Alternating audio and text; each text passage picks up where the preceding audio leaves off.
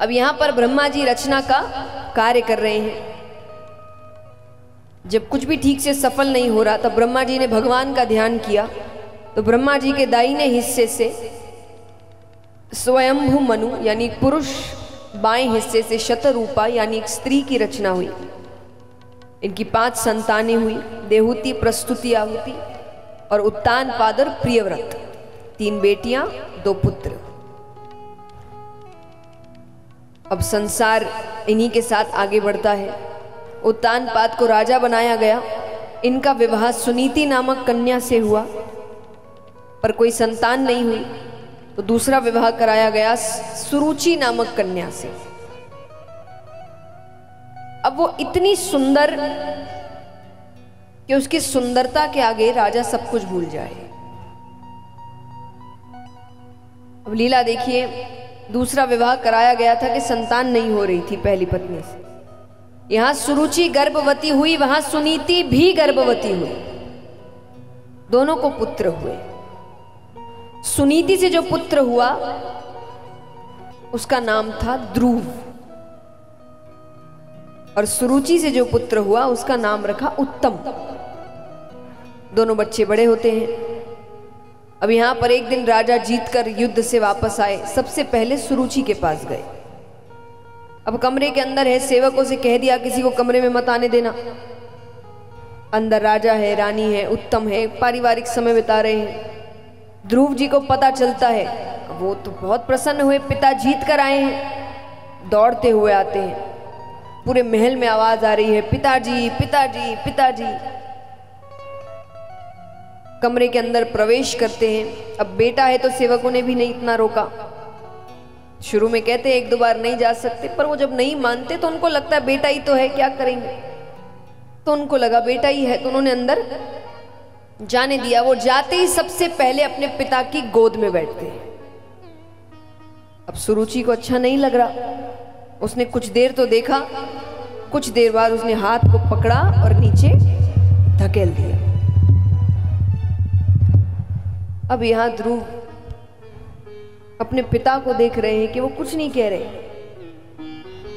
वो कहे आप इतना बदल गए, विश्वास ही नहीं होता, ऐसा क्या कारण हो गया। सुरुचि कहती है कारण अपनी माता से जाकर पूछ। बोले आप भी माता हैं, आप ही बता दीजिए।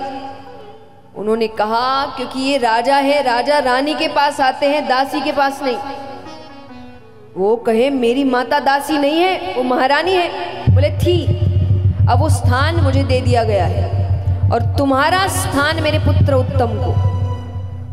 ध्रुव जी कहे उत्तम को जितना मिले मुझे उतनी खुशी होगी, मुझे तो बस पिताजी की गोद में बैठना है। बोले गोद में बैठना है तो जाकर भगवान विष्णु से कहना कि तुझे मेरी कोख से पैदा करे, वरना तू गोद में नहीं बैठ सकता। डांट कर भगा दिया। अब वो अपनी माँ के पास गए हैं, रो रहे हैं। अब माँ एक बार समझाती है, 2 बार समझाती है, 3 बार समझाती है, 4थी बार वो भी झुंझला गई। तो उसने झुंझलाहट में कह दिया कि क्या एक साधारण से मनुष्य की गोद में बैठने के लिए रो रहा है? बैठना है तो जाकर भगवान विष्णु की गोद में बैठ। अब एक बच्चे के दिमाग में बार बार एक ही नाम आ रहा है, भगवान विष्णु भगवान विष्णु। वो कहे ये भगवान विष्णु कहाँ मिलेंगे, मुझे इनसे मिलना है। माता ने कहा वो ऐसे नहीं मिलते, उनके लिए तपस्या करनी पड़ती है, वन जाना पड़ता है। अभी तो बहुत छोटा है ना, जब बड़ा हो जाएगा मैं तुझे तप के लिए भेजूंगी। ये कहकर उन्होंने उसको सुला दिया। अब उसके तो बात बैठ गई दिमाग में, तो मध्य रात्रि में उठता है वो। माता ने क्या कहा था,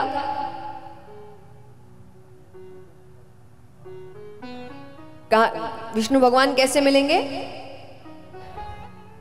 तपस्या कहां जाना पड़ेगा। वो चलते हैं वन की ओर।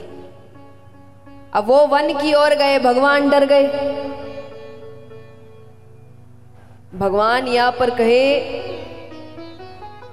अब जंगली जानवर है कितने, तो भगवान ने नारद जी को भेजा कि आप उसके साथ रहिए। देखिए मैं हमेशा कहती हूं कि जब कठिन परिस्थिति आती है ना, आपको लगता है कि भगवान आपके साथ गलत कर रहे हैं, उस वक्त उस कठिन परिस्थिति की आपको जरूरत है। लेकिन जैसे ध्रुव जी की कठिन परिस्थितियां चल रही है, पर भगवान ने नारद जी को भेजा है, भगवान वैसे ही अपना साया आपके आसपास रखते हैं कि कठिनाई में है तो जब भी कठिन परिस्थिति आए तब ये नहीं सोचना कि अब क्या होगा, अब तो टूट गए, अब तो बिखर गए, अब तो खत्म हो गए, नहीं, क्योंकि वो है पीछे। तो भगवान कठिन परिस्थिति भले ही देते हैं पर रक्षा करने के लिए शक्ति अपने आप देते हैं। क्योंकि एक बात हमेशा याद रखना, आपका जितना भला भगवान चाहते हैं उतना आप खुद नहीं चाहते। आपका काम नहीं करके भी वो आपका भला ही करते हैं। हमें कई बार समझ में नहीं आता, पर जब मुड़कर देखो जिंदगी में तब कहते ना कि जब दिमाग गर्म होता है तब तो बहुत चिल्ला लेते भगवान पर, ये नहीं किया, वो नहीं किया, ऐसा नहीं किया, वैसा नहीं किया। पर एक बार शांति से अगर बैठो और अपने जीवन को देखो तो समझ आएगा कितना कुछ किया है, कितनी बार जो बोला वो किया है और कितनी बार जो नहीं बोला वो भी हो गया है। उसके लिए कब धन्यवाद करते हैं हम भगवान को? करते हैं क्या? शिकायतें तो बड़ी कर देते हैं, धन्यवाद कितना करते हैं?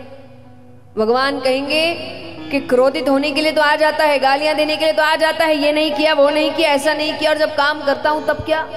तब अपना नाम लेता है, मैंने किया, मुझसे हुआ। और जब खुद से कुछ नहीं होता तो इल्जाम लगा देता है भगवान ने नहीं किया।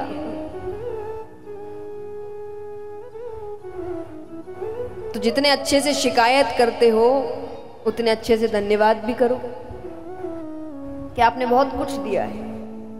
तो यहां पर भगवान नारद जी को भेजते हैं कि आप उसके साथ रहिए बस। तो नारद जी जाते हैं। अब नारद जी ने सबसे पहले जाते ही कहा, अरे पुत्र कहां घूम रहे हो? तुम्हारे माता पिता ढूंढ रहे होंगे। तो नारद जी कहे कि कहां घूम रहे हो? तुम्हारे माता पिता ढूंढ रहे होंगे तुम्हें। ध्रुव जी कहे, आप कौन? वो कहे, मैं नारद हूं। नारद जी, आपकी तो बहुत सी कहानियां सुनाई है मुझे माता ने, आप भगवान विष्णु को जानते हैं ना? नारद जी ने कहा, जानते हैं। बोले, वो कहां मिलेंगे? मुझे उनसे मिलना है।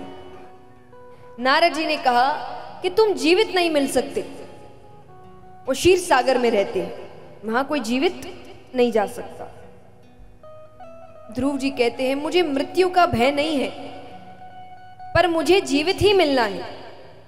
और थोड़ा सोचते हैं, फिर कहते हैं कि ठीक है, मैं नहीं मिल सकता, वो तो मुझसे मिल सकते हैं। नारद जी ने कहा, क्या मतलब? अरे बोले, मैं उनके पास नहीं जा सकता तो वो तो मेरे पास आ सकते हैं। नारद जी ने कहा, जरूर आ सकते हैं, पर उसके लिए कठोर तपस्या करनी पड़ेगी। ध्रुव जी कहते, करूंगा, कठोर से कठोर तपस्या करूंगा, मुझे भगवान विष्णु से मिलना है। और वो अत्यंत कठोर तपस्या करते हैं।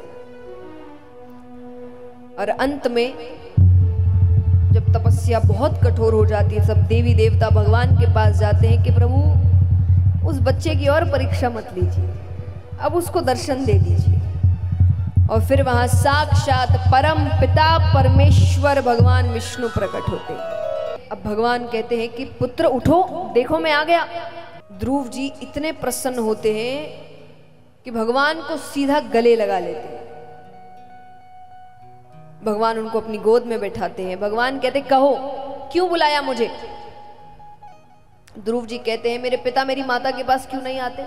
छोटी माता ने मुझे इतना कुछ कहा, पिताजी ने एक का भी जवाब नहीं दिया। छोटी माता ने मुझे पिताजी की गोद से क्यों उतार दिया? अरे भगवान कहते, अरे अरे अरे, एक साथ इतने प्रश्न, एक एक करके पूछो। ध्रुव जी कहते हैं, छोटी माता ने मुझे पिताजी की गोद से क्यों उतार दिया? भगवान कहते, तो यही प्रश्न तुम्हें सबसे ज्यादा तकलीफ दे रहा है। भगवान ने असल में ध्रुव जी को कोई जवाब नहीं दिया था, उन्होंने बस उनके मस्तक पर हाथ रखा था। और हाथ रखते ही साक्षात मां सरस्वती उनके मस्तक पर प्रवेश करती है, ज्ञान उनके मस्तक पर प्रवेश करता है। भगवान कहते हैं, अब और भी कोई उत्तर चाहिए? बोले, सब उत्तर मिल गए।